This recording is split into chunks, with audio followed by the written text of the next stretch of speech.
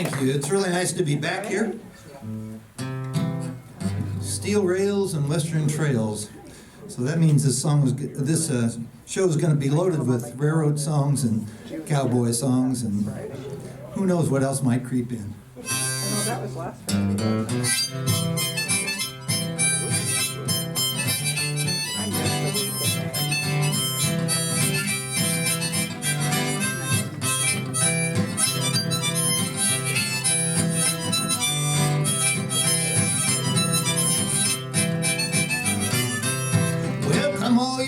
If you want to hear a story about a brave engineer, Casey Jones was the rounder's name. On a 6/8 wheeler, well, he won his fame. Caller called Casey at 4:30. He kissed his wife at the station door, mounted to the cabin with his orders in his hand, and he took a farewell trip to the promised land. Casey Jones mounted to the cabin. Casey Jones. Casey Jones mounted to the cabin, and he took a farewell trip to the promised land. Well, put in your water, put in your coal, put your head out the window, watch the drivers roll. We'll run this train till she leaves the rail, 'cause we're 8 hours late with a western mail. Casey looked at the water was low. Looked at his watch was slow. Turned to his fireman, and then he said, "We're gonna reach Frisco, but we'll all be dead." Casey Jones, we're gonna reach Frisco. Casey Jones, but we'll all be dead. Casey Jones, we're gonna reach Frisco, but we'll all be dead.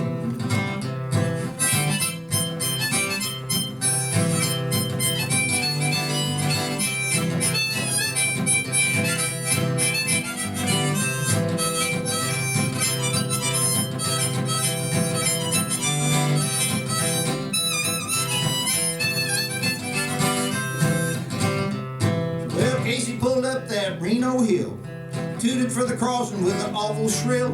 Switchman knew by the engine's moan that the man at the throttle was Casey Jones. Pulled up within 2 miles of the place. Number 4 engine stared him right in the face. Turned to his fireman, said, "Boy, you better jump, 'cause there's 2 locomotives that's gonna bump." Casey Jones, 2 locomotives. Casey Jones, that's gonna bump. Casey Jones, 2 locomotives that's gonna bump. Well, Casey said just before he died, 2 more roads that he'd like to ride. The fireman said, "What can they be? It's the Southern Pacific and the Santa Fe." Mrs. Casey sat on her bed aside. She got the news that Casey was dying. She said, "Go to bed, children, hush your crying, 'cause you got another papa on the Salt Lake line." Mrs. Casey Jones, you got another papa, Mrs. Casey Jones, on the Salt Lake line. Mrs. Casey Jones, you got another papa on the Salt Lake line.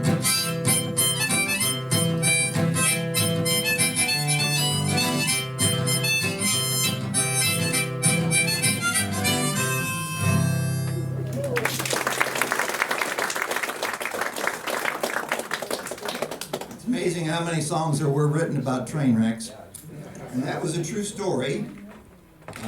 Casey Jones was an engineer on the Illinois Central Railroad. There's a lot of things in the song that are not true. The guy who wrote it, who was a fellow that worked with Casey Jones on the railroad, took an older song and rewrote it, but he didn't change some things. So he has the train running to San Francisco and going through Reno. Well, you can imagine that the Illinois Central never went out there. The accident actually happened down in Mississippi. And the verse about Mrs. Casey Jones also came out of an older song. The real Mrs. Casey Jones took the fellows who put the copyright on that song to court over that verse. And she won her case. So it just proves that you have to be careful about what you're saying, even if it's in a song. My family sang a lot of the old-time railroad songs and cowboy songs, and they kind of got me started. And I'm going to do one of the cowboy songs that they used to do. My grandma did this, and my Uncle Herman, too, both sang it. But I'll give you a little background on the song first. It's one of the best known of the old cowboy songs, and I'm talking about not the Hollywood kind, not Gene Autry and Sons of the Pioneers, but songs that were written by real cowboys. So this was written by a fellow named Curly Fletcher. He was a buckaroo. Now, if you know about cowboys, that'll tell you about where he was from. because that's a term they use out in northern Nevada, northern California, part of Oregon, but nowhere else in the country really. They used that term. That's where he was from. Curly Fletcher was a great rider, and I have seen 2 photos of him.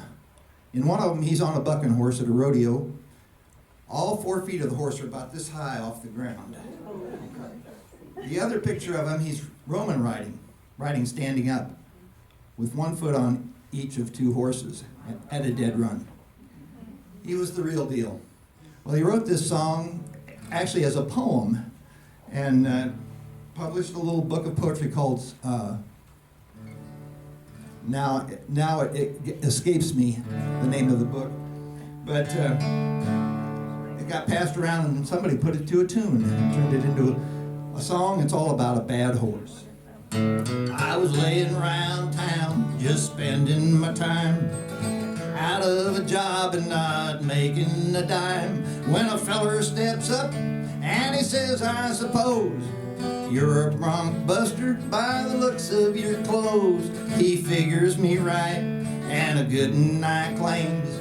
I asked if he's got any bad ones to tame. He says he's got one, a bad one to buck. For throwing good riders, he's had lots of luck. He says this old pony ain't never been rode.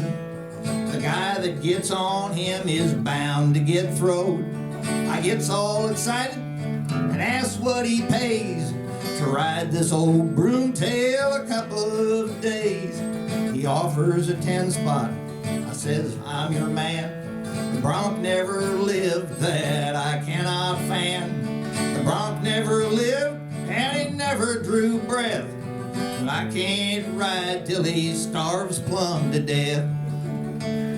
He says, get your saddle and I'll give you a chance. He hops in the buckboard and drives to the ranch. The very next morning, right after Chuck, I go out to see if this outlaw can buck. Now down in the horse corral, standing alone, stood an old calliope, a strawberry roan. He had little pin ears that touched at the tips, and a big 44 brand was on his right hip. His legs was all spavin, and he had pigeon toes, little pig eyes and a big Roman nose. He was ewe-necked and old with a long lower jaw. I could tell at a glance he's a regular outlaw. I buckled on my spurs, I was feeling plumb fine. Pulled down my hat and I curled up my twine. I got a loop on him, and well I knew then, before I rode Strawberry I'd sure earned my tan. Well, I got the blind on him, and it sure was a fight. Next comes the saddle, and I screws her down tight. Then I stepped on him and I pulled up the blind. I sitting in his middle just to watch him unwind. He bowed his head, and I'll say he unwound. He seemed to quit living down here on the ground. He went up in the east and come down in the west, and I sitting up on him a-doing my best. Well, he sure was frog walking, and he heaved a big sigh. He only lacked wings for to be on the fly. He turned his old belly right up to the sun. He sure was a sun-fishing son of a gun. He's about the worst bucker I've seen on the range. He'll turn on a nickel and leave you some change. While he was bucking, he squealed like a shoat. I'll tell you, that pony has sure got my goat. Yes, I'll tell you people, that old outlaw could step. And I sitting up on him, a-building my rep. He come down on all fours, turned on his side. I don't see how he kept from losing his hide. Well, I lost my stirrup and also my hat. I was clawing for leather, as blind as a bat. With a phenomenal jump, he made a high dive. left me a setting up there in the sky. Well, I turned 40 flips and I come back to earth. I let into cussing the day of his birth. Now I know there's ponies I cannot ride. Some of them are living, for they haven't all died. But I'll bet all my money there's no man alive can ride old Strawberry when he makes his high dive.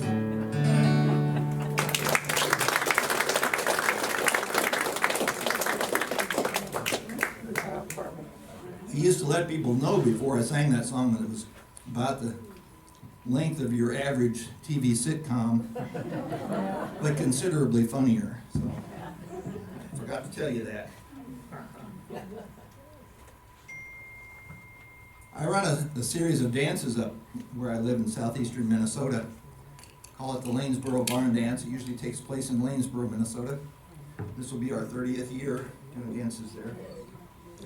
Old style square dances. We always have a caller and a live band.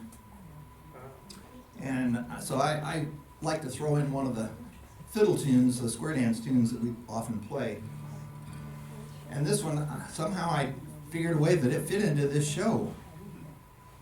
It's kind of, I've been thinking about those old cattle trails, bringing the cattle up from Texas up to the railheads.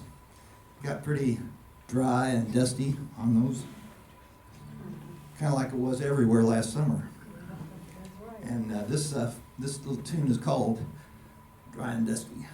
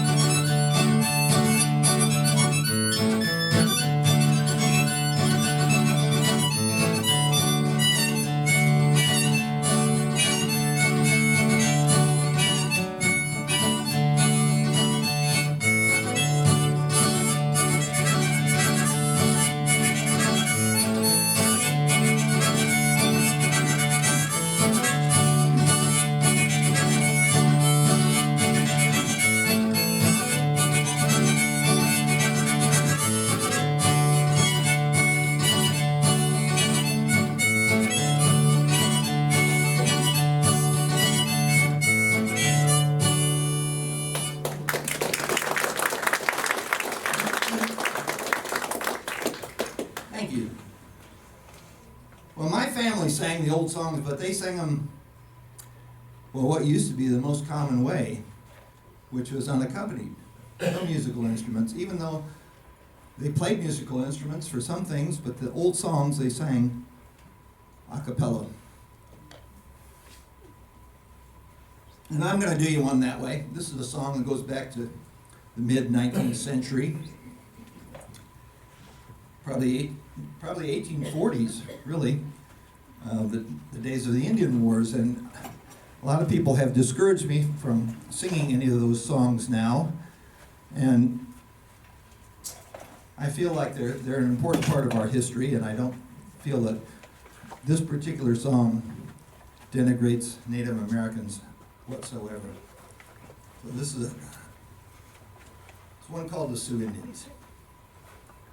And I have to tell you, I haven't sung this in public for a long time, so we'll see if I find the right starting place for it.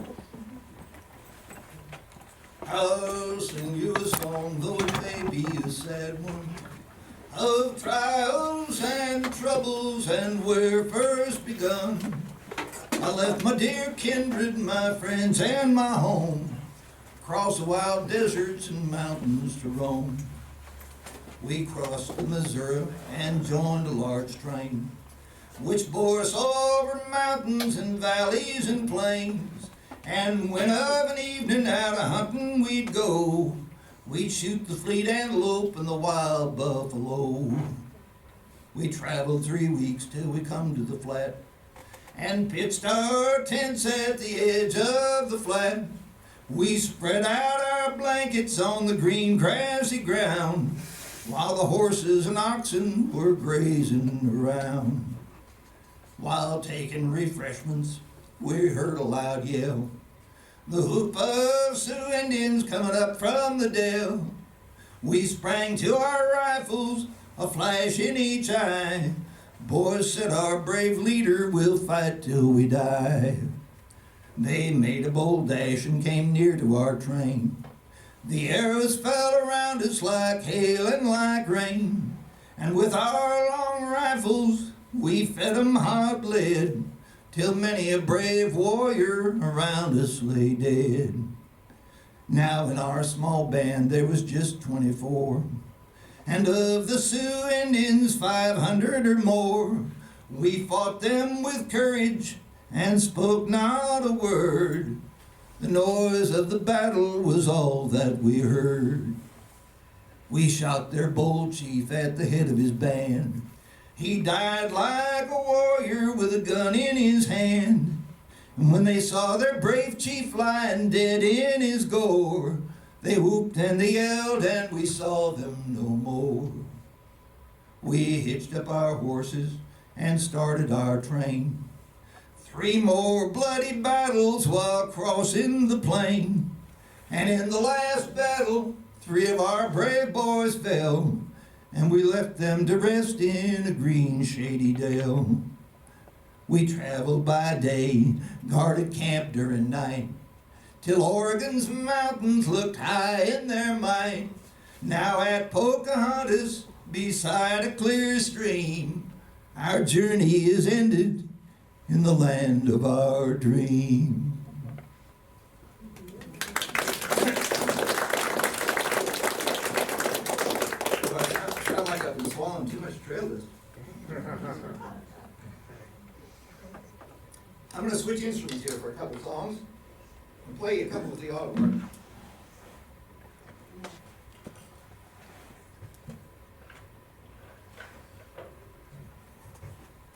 Are you familiar with this instrument? This is the autoharp, developed from the zither back in the 1800s. The zither's a lot harder to play. What they did is they put these chord bars on here, and when I push down on these, all the notes go together. It gives me a chord. And it was popularized in our country music by a group called the Carter Family. I'm talking the original Carter Family, who started recorded in 1927 up to 1941. And they recorded more than 300 songs, which is a lot. It's a huge recorded output for that period. And almost always used the autoharp and the guitar. So I'm going to do one of their songs. I don't know how this fits into the theme today, but it's a song you may know. Carter's recorded in the late 1920s, and right around 1959 or 60, when the folk revival went on in popular music in this country, a group called the Kingston Trio took this song. They rewrote it, changed the words and so on, and they had a big hit record with it. But this is the old Carter family's version of the Worried Man Blues.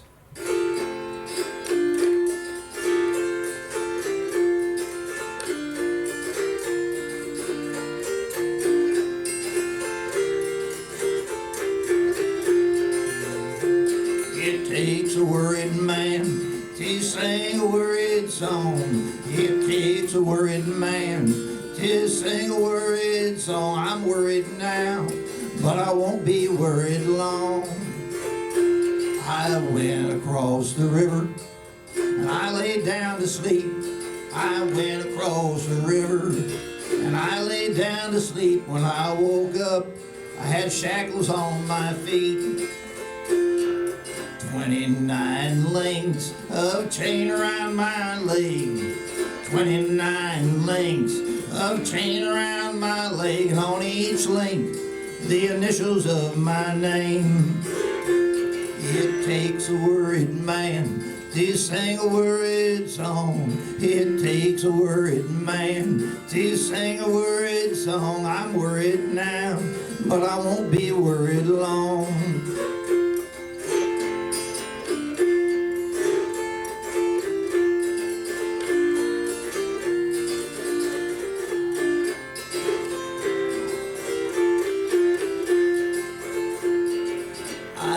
The judge, what might be my fine?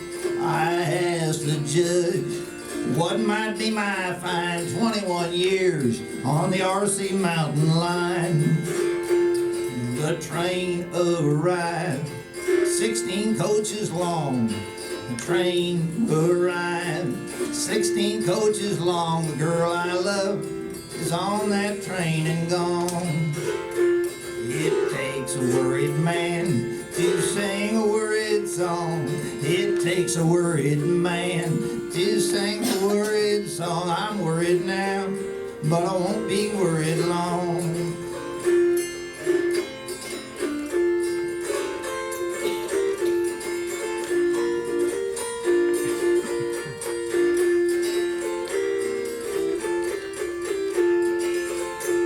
If anyone should ask you who composed this song, if anyone should ask you who composed this song, tell them 'twas I, and I sing it all day long. It takes a worried man to sing a worried song. It takes a worried man to sing a worried song. I'm worried now, but I won't be worried long.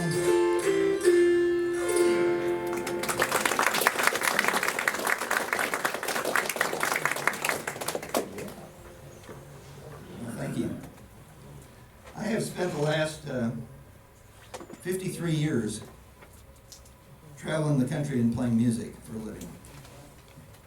I do a lot of traveling, you can imagine.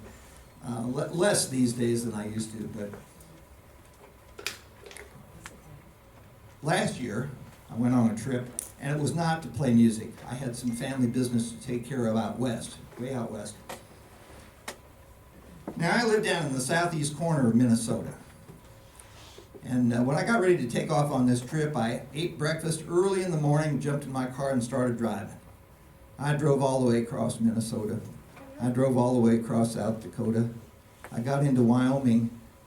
I had been driving all day, and I get into that kind of a trance, when I'm behind the wheel.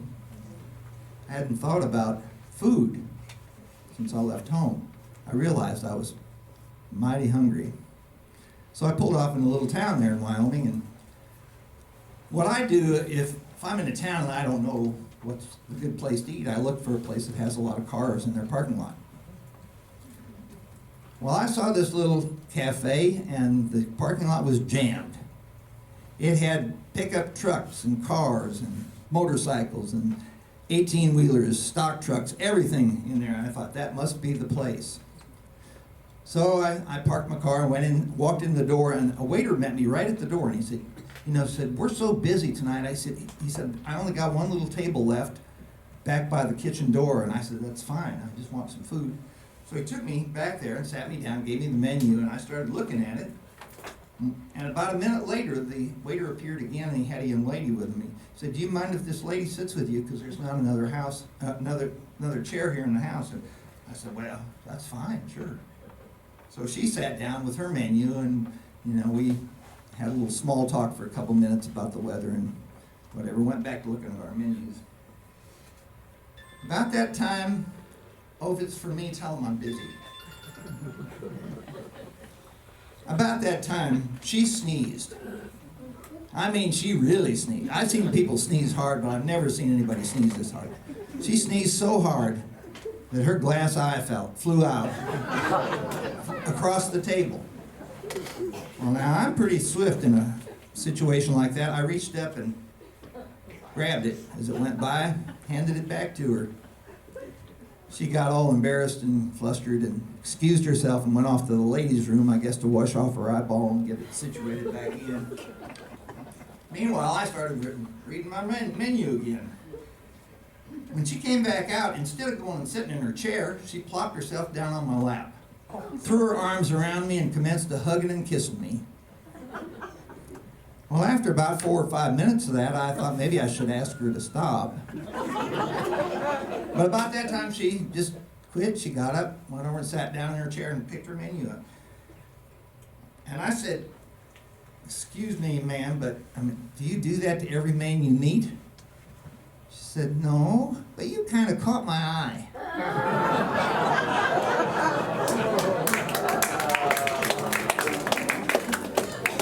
She asked me if I'd be coming back through that way, and I said I wasn't sure. And she said, "Well, I'll keep an eye out." All of which has nothing to do with this next song. This is a folk song from down in the state of Texas, and it's all about love and horse stealing. And if you've seen me here before, you may have heard me do this one. But it's a song called "When First Into This Country, a Stranger I Came."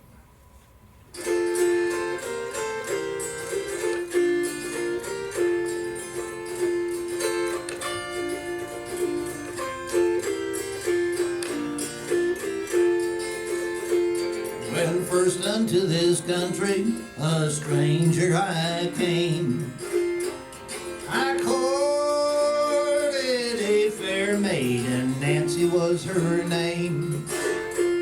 I courted her for love, but her love I didn't obtain. Do you think I've any reason or right to complain? I rode to see my Nancy, I rode both day and night. I courted dearest Nancy, my own heart's true delight.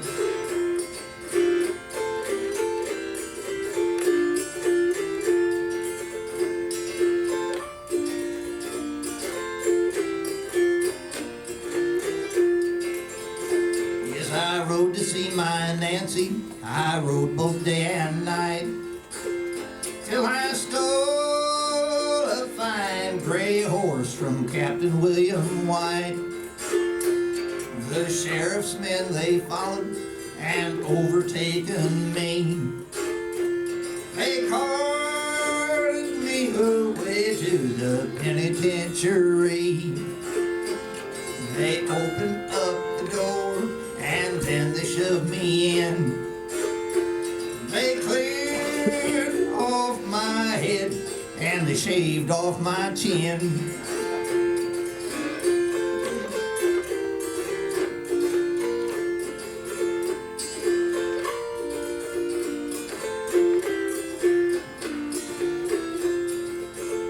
Well, they beat me and they banged me and they fed me on dry beans, till I wished to my own soul I'd never been a thief.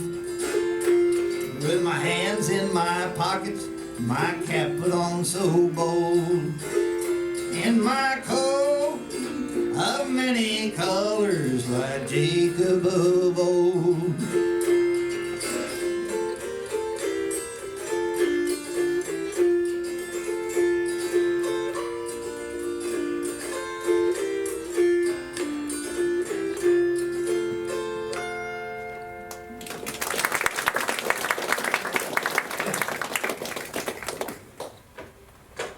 Now, do we have any Bible scholars out there?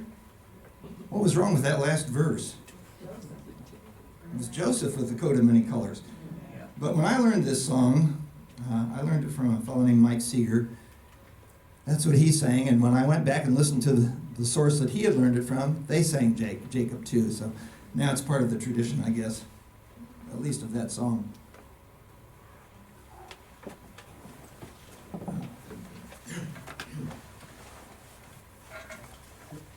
Come on in. I'm not going to go through the whole first part of the show. You just have to pick us up where we are now.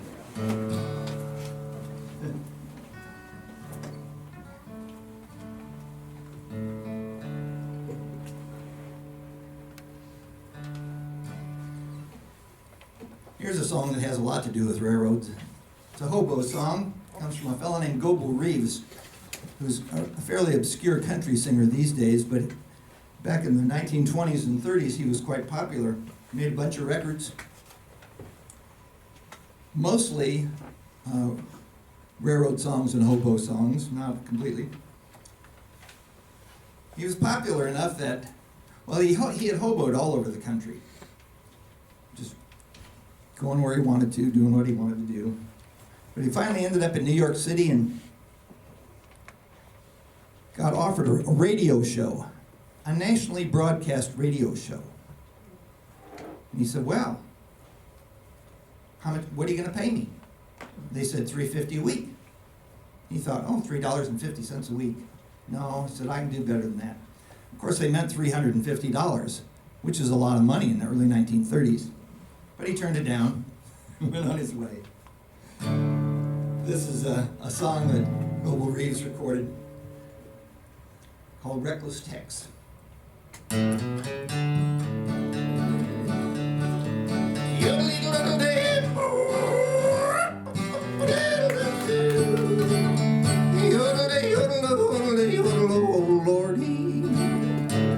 Reckless Tex from Texas.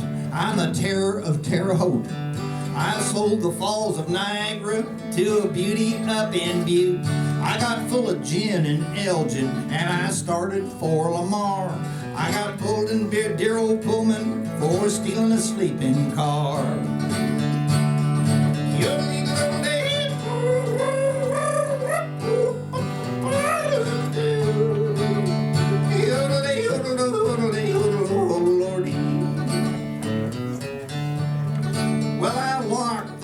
Locksport with a key from Kankakee, and I watched the water in Watertown flowing to Tennessee. I left New York on New Year's and got stewed in Old St. Joe, and Wakefield couldn't wake me in Cincinnati. I met a guy in Boston who fed me pork and beans. Told the Janes in Janesville I come from New Orleans. I grabbed a hack in Hackensack, intending to come back, but I found myself next morning fondling Fond du Lac.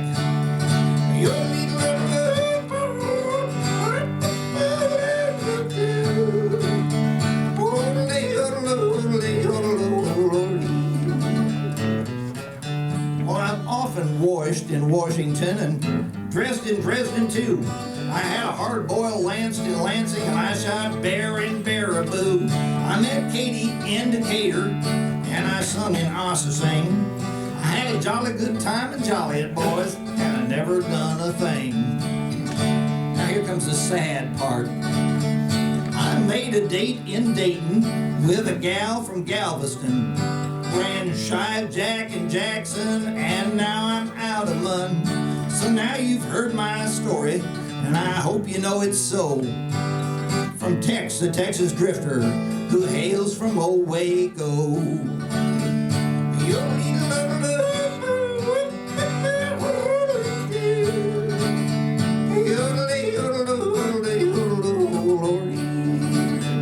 I'm Reckless Tex from Texas. I'm the terror of Terre Haute. I sold the Falls of Niagara to a beauty up in Butte. I got full of gin and Elgin, and I started for Lamar. But now I'm doing the rest of my life just to sleep in an old boxcar.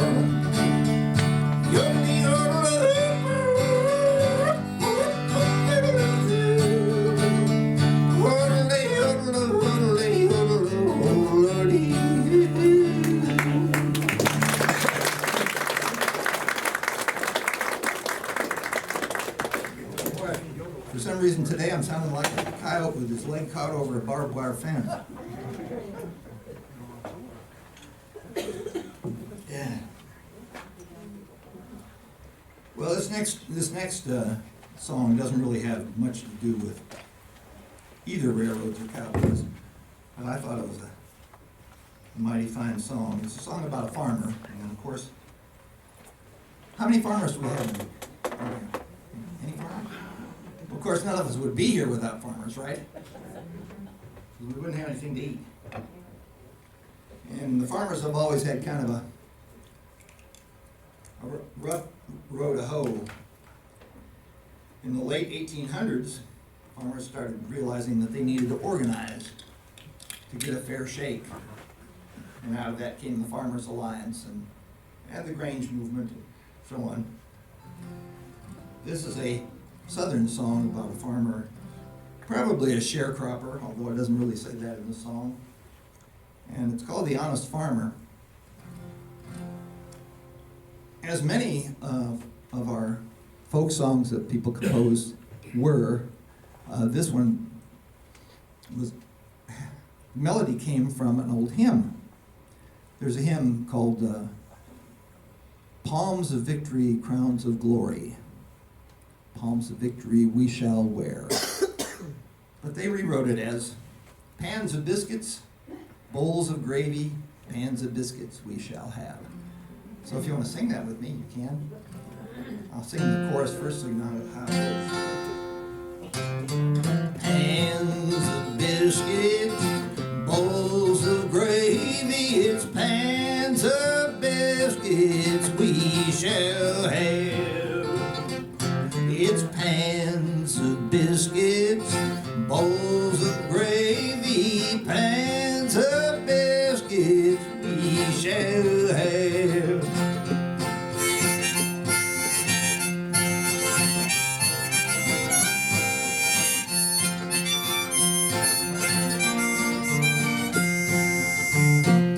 I saw an honest farmer, his back was bending low, picking out his cotton as hard as he could go. He piled it in the rail pen until the merchant came, that he might attach his cotton, that he should pay his claim. It's pans of biscuits, bowls of gravy, pans of biscuits we shall have. It's pans of biscuits, bowls of gravy, pans of biscuits we shall have.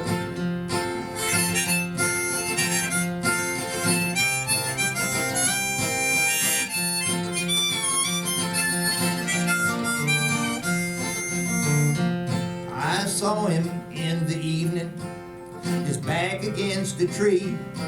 His poor old head was aching, it rolled upon his knee. I'll be compelled to go home, or surely I will die.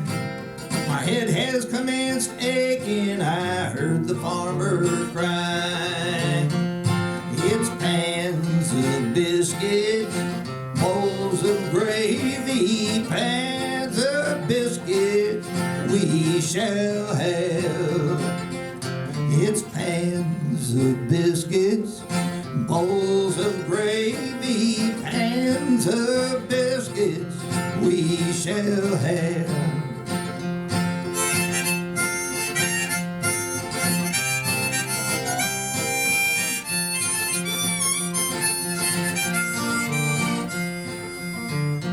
Well, I've toiled all my lifetime, still I find I'm poor.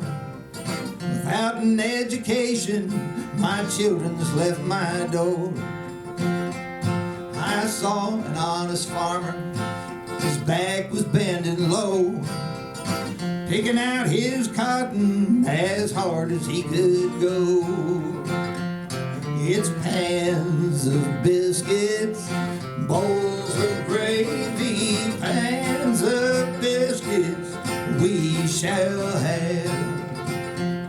It's pans of biscuits, bowls of gravy, pans of biscuits we shall have.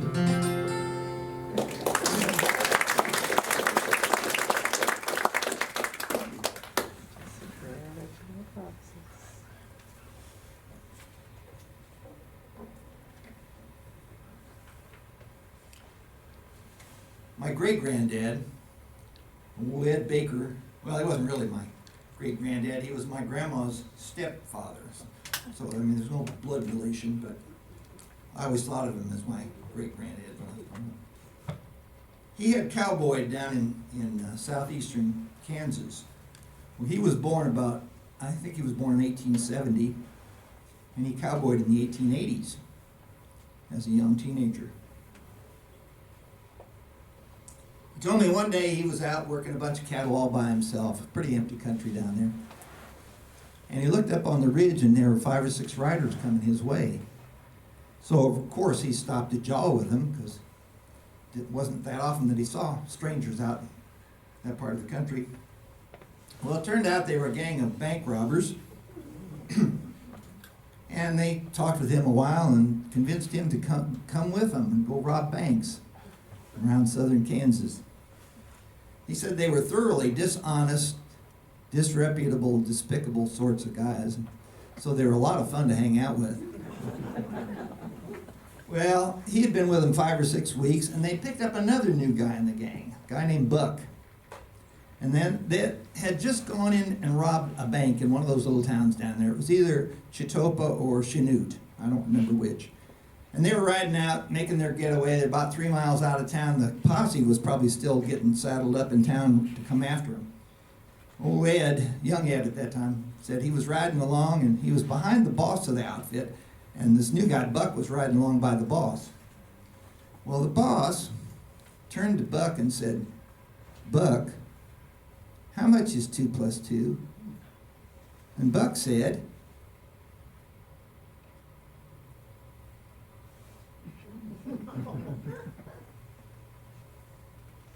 "5. Well, the boss pulled his gun out, shot him right off his horse, kept right on going. Well, Ed couldn't stand it. He kicked his pony in the slats and rode up there to the boss, and he said, "I seen what you done to Buck. How come you did that?" The boss said, "He knew too much."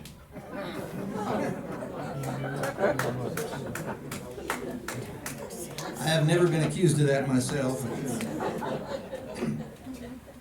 Okay, here's the song that ties together the cowboys and the railroads. This is written by the great Harry McClintock, Haywire Mac, the man that wrote the Big Rock Candy Mountain and Hallelujah I'm a Bum, and lots of other great songs. One of the most interesting characters in the folklore of this country. Haywire Mac ran away when he was a young teenager to join the circus. Never went back home. In the years after that, he worked a lot on the railroads, and he hoboed a lot. He was also a cowboy, a lumberjack, a sailor, a mule packer for the U.S. Army in the Philippines. He was in South Africa for the Boer War, and he was in China for the Boxer Rebellion. Came back to the United States and helped organize the One Big Union, the industrial workers of the world. He was also one of the first country artists to make phonograph records and have his own radio show. And yet, it's hard to find anybody who even knows the name of Harry McClintock. This is a song he wrote. Through the high Sierra Mountains came an SP passenger train. The hobos tried to ride her, but alas, it was all in vain. The conductor took the tickets and counted every soul. The engineer looked straight ahead while the fireman shoveled coal.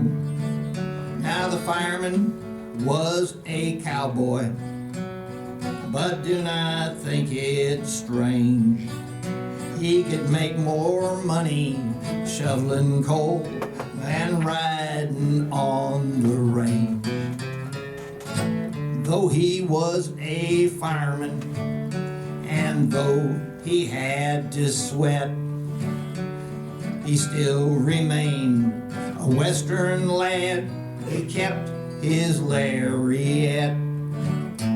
The train was way behind time, and the passengers all was wild. When on the track a sudden there stepped a little child. Her golden hair in ringlets was hanging down her back. She little knew the danger grave as she strolled along the track. My God, the hoghead shouted as he threw on all his brakes. I'll never stop this train in time, 'cause I ain't got what it takes. Heaven help that wee tot, he cried in accents wild. Can nothing stop this SP train and save that little child? Then up stepped the cowboy fireman, and a mighty lad was he. He said, I'll save that baby if I wreck the whole SP. He stepped out on the running board. With tears his eyes was wet, and in his hand our hero brave held his trusty lariat. He quickly dropped a fast loop round a pole beside the track, and then he tied the other end around the big smokestack. He jerked that train right off the track and caused a horrible wreck. Our hero lay there in the ditch with the engine on his neck. Ah, we will long remember that 45th of May. There were many gallant hearts, all filled with fear that day. We buried our cowboy fireman where the prairie winds blow wild. He killed 200 passengers, but thank God he saved the child.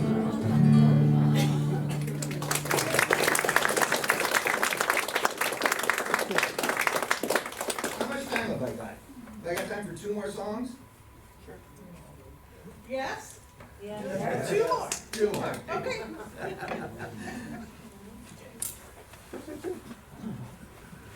Before I do this song, I want to put in a commercial. If you want to take me home with you, I have CDs for sale. That's the way you can take me home.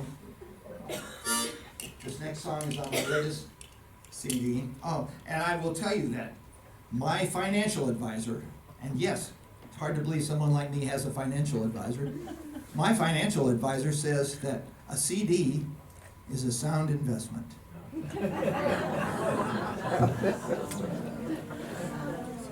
This is another cowboy song that started off as a poem. It was written by Charles Badger Clark.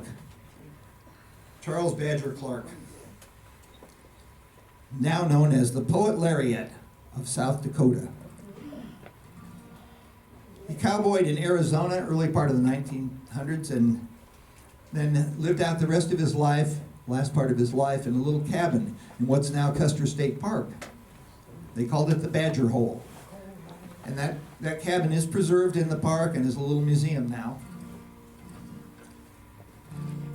This is a song he wrote about a night guard. You know, it used to be if you were taking cattle up the trail or if you were doing a roundup, to keep the herd from scattering, you'd have a night guard out there riding around them, maybe singing a song to just keep them from hearing all the scary noises in the night. Well, this is about a fellow who's waiting to go on his night guard. It's called A Bad Half Hour.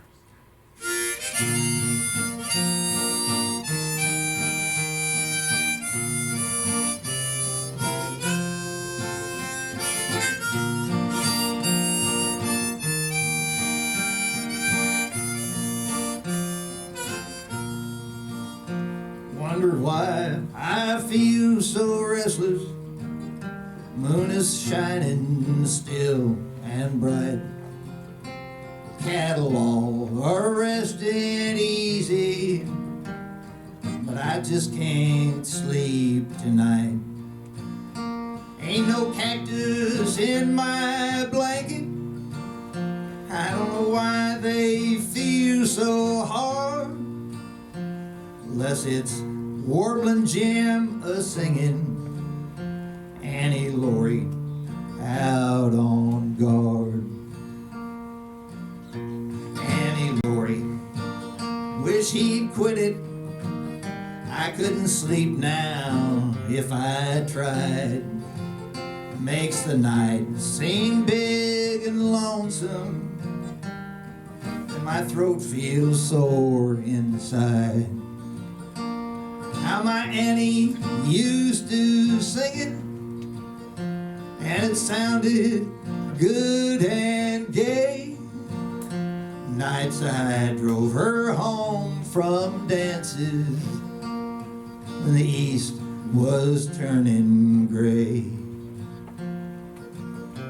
But her brow was like a snowdrift, her eyes like quiet streams, and her face, I still can see it, oh so often in my dreams. And her hand was soft and trembly that night underneath the tree, when I couldn't help but tell her she was all the world to me.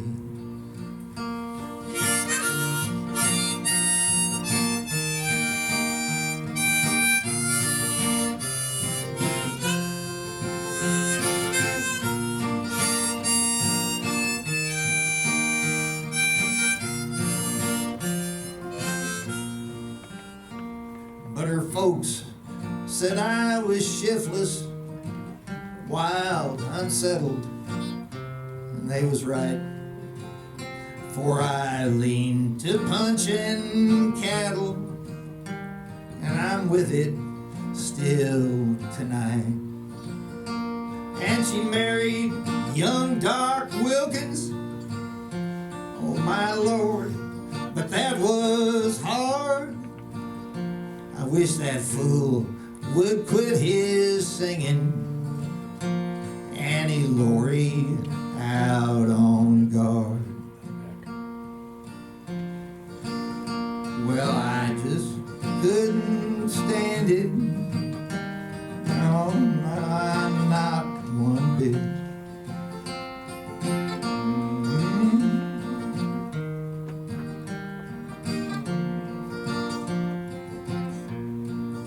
My turn, sure I'll come a-running.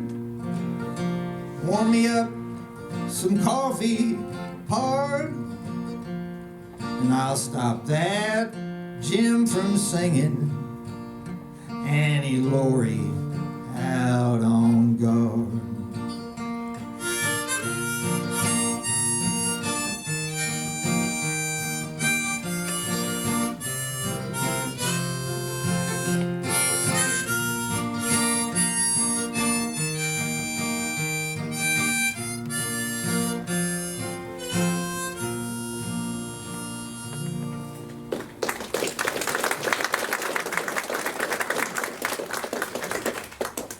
Well, thank you. I'm going to finish up here with a song from one of the great American folk bards and one of the great ramblers,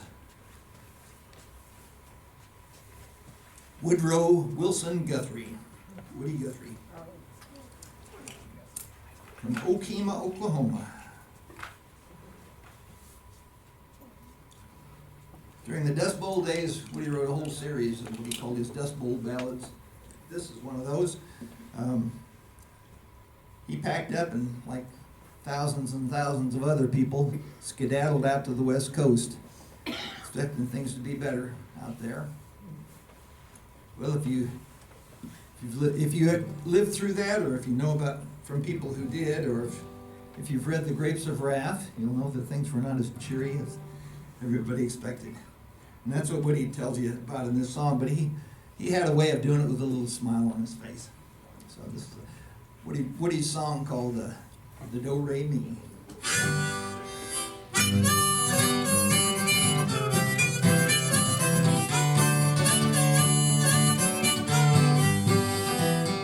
Well, lots of folks back east, they say, leaving home every day, hitting a hot old dusty way to the California line.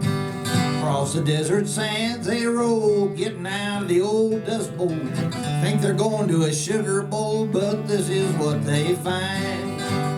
Now the police at the port of entry say, you're number 14,000 for today. If you ain't got the do-re-mi, boys, if you ain't got the do-re-mi, well, you better go back to beautiful Texas, Oklahoma, Kansas, Georgia, Tennessee.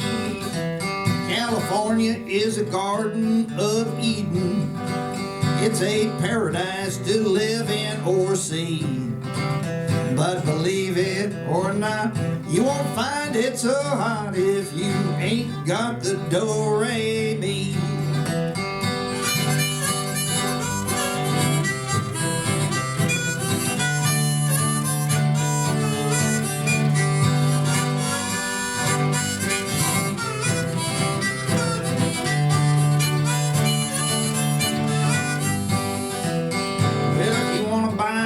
Or farm that can't deal nobody harm, or take your vacation by the mountains or sea. Don't swap your old cow for a car, you better stay right where you are. Better take this little tip from me, 'cause I look through the want ads every day, and the headlines in the papers always say, if you ain't got the do-re-mi, boys, you ain't got the do-re-mi, you better go back to beautiful Texas, Oklahoma, Kansas, Georgia, Tennessee. California is a garden of Eden, yes it is. It's a paradise to live in or see. But believe it or not, you won't find it so hot if you ain't got the do-re-mi.